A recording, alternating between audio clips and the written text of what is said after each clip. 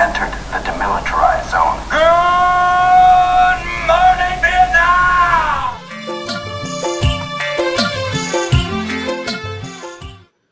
Bonjour, je m'appelle Hang. Je travaille pour Batik depuis septembre 2010 en tant qu'assistant du projet.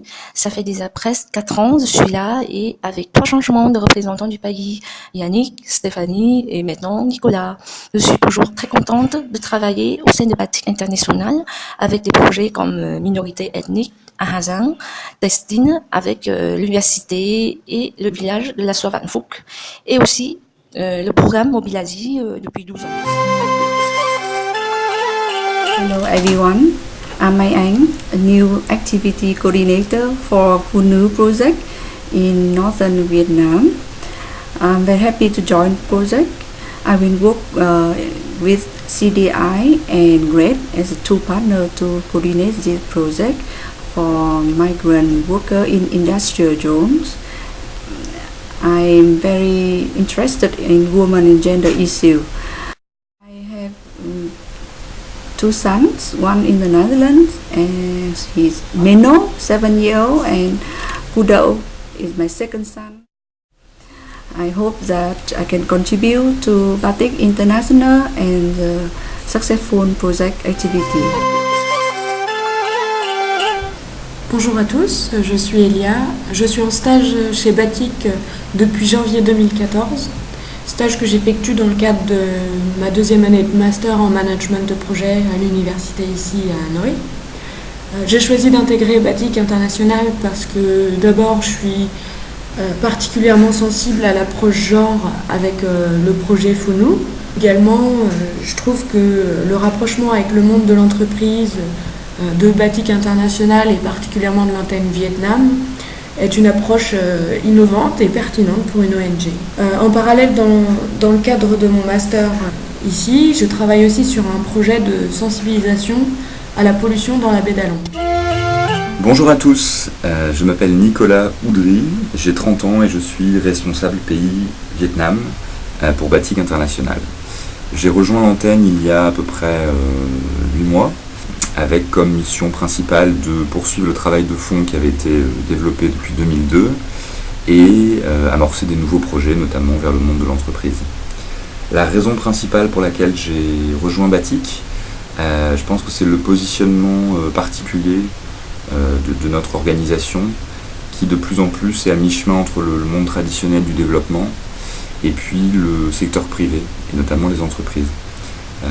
Voilà, c'est à mon sens un positionnement qui a du sens. Je pense qu'on a tout intérêt à associer davantage le secteur privé aux actions de développement.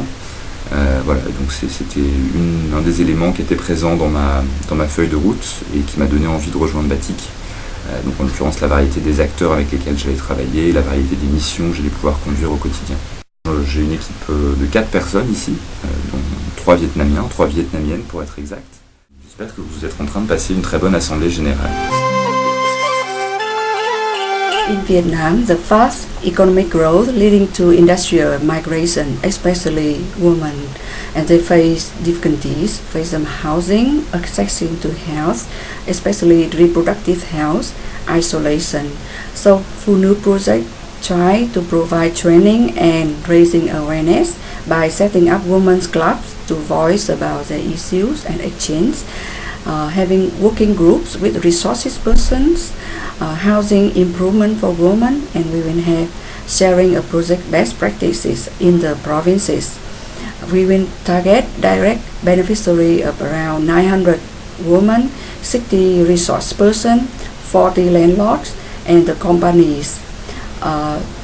We have 3 partners in the projects, including Batik International, Center for Development of Integration CDI, and GRED, in which Batik is leading in coordination of project.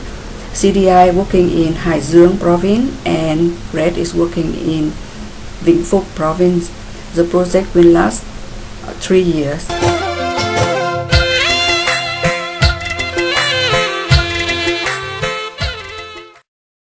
Dans ma tête, clairement, quand je me suis inscrite à Batik, je l'ai fait, j'ai envoyé la demande et tout ça, parce que chercher du travail, c'est pas l'idée. Et quand ils m'ont répondu en me disant qu'il y avait des réunions d'information, tout ça, je me suis dit, de toute façon, j'ai rien à faire, donc j'y vais. Au début, c'était super dur parce que c'est une boîte qui est complètement vietnamienne et les gens parlent vietnamien ou anglais. Je ne pouvais pas comprendre. Heureusement que ma boîte, elle parlait un peu français, même très bien français. Et en fait, au bout de 6 mois du stage, ça s'est super bien passé. Du coup, on s'est dit qu'on allait prolonger de 6 mois en plus. Puis encore 6 mois, puis encore 6 mois, puis je suis restée presque 3 ans. Et en fait, après, je me suis fait licencier. C'était la crise, hein. Au Vietnam, comme ils disent, genre. Et pour moi, je me voyais, j'ai resté des années, quoi. C'était vraiment bien, j'avais des responsabilités, j'étais en charge de tout, quoi. Aussi bien graphisme, design, la communication avec les clients, avec les artisans, tout. C'était vraiment tout. Du coup, c'était incroyable, c'est-à-dire que j'avais 23 ans, c'est quand même fou. Tout ce que j'ai pu apprendre en si peu de temps, j'ai ça, pas tout m'a laissé faire. À ce moment-là, j'étais avec Ken, mon associé aujourd'hui, qui travaillait avec moi là-bas, et qui m'a dit non mais Marie, on ne peut pas que tu pars, c'est trop bête, allez viens, on se lance.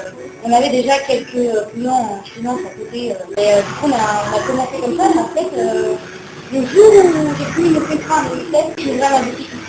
Et pourquoi tu avais eu envie de réaccueillir des stagiaires modularisés? En fait, j'avais envie de rendre l'appareil, moi je trouve que c'est un programme qui est vraiment cool, quoi. Et il apporte vachement de choses. Enfin, moi, personnellement, il m'a apporté à la vie que j'ai aujourd'hui, quoi. Et non, moi je trouve que c'est une expérience de malade, et du coup, il faut que je renvoie l'appareil, et il faut que je prenne les stagiaires, et qu'on prenne un échange, parce que c'est super sympa, c'est pas, financièrement, c'est pas trop gros, il y a un échange qui se fait, j'espère leur apporter beaucoup, et j'espère que aussi leur apporter beaucoup. Moi, je trouve ça super, quoi. Moi, si je peux continuer ça, les gens, je le ferai. Les gens me demandent ça, pour moi, est-ce qu'il est pour la vie? Non, j'espère pas. Mais non, j'aimerais bien un jour avoir une boutique ailleurs, peut-être dans un autre pays, pourquoi pas en France si je peux.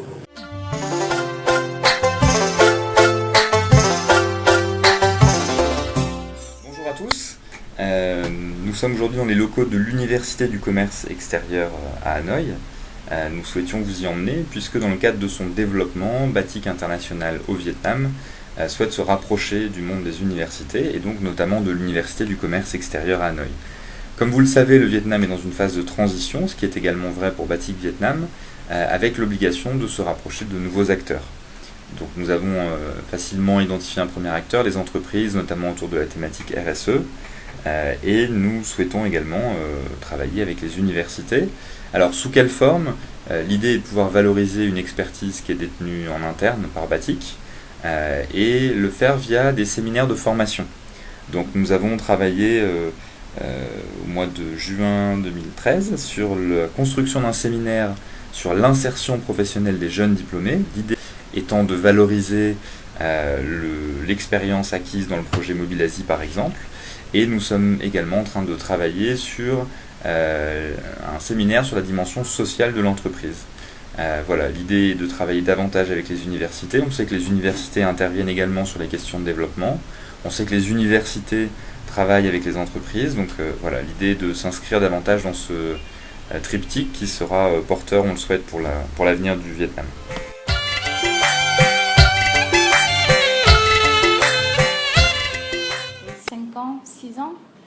qu'on a travaillé ensemble. Au début, c'est qu'on était intéressé par les recrutements des stagiaires. On a eu des profils très intéressants. Après, c'est Isabelle qui nous a parlé du projet de Hazan, donc ça nous intéresse énormément. C'est dans le tourisme responsable, parce que, bon, avec mes associés, on souhaite bien, depuis le début, de ne pas, quand on travaille dans le tourisme, mais voilà, on apporte aussi notre contribution et on trouve, voilà, c'est super important de faire des tourismes responsables. Après qu'on a travaillé sur un deuxième projet sur la propreté de la baie d'Alan, qui est un projet que nous et nos clients qui sont super intéressés, on passe d'une taille assez rapidement, une petite structure, 10 personnes, maintenant on est à 220. Et donc, ressources humaines, c'est un domaine que nous, on ne maîtrise pas très bien. On n'a pas encore vraiment un directeur ressources humaines. Donc voilà, ça tombe super bien. Et on passe à une taille que la gestion de ressources humaines, tout ce qui est les procédures, établir les conseils, tout ça, c'est l'accompagnement de notre équipe meeting management. Managers sont super importants. On n'a jamais travaillé avec les NGO jusqu'à maintenant. Batik reste le seul et le premier. Et jusqu'à maintenant, c'est une NGO que on trouve très bien, petit mais très réactif, très professionnel. La confiance, je pense, c'est ce qui compte le plus. La confiance.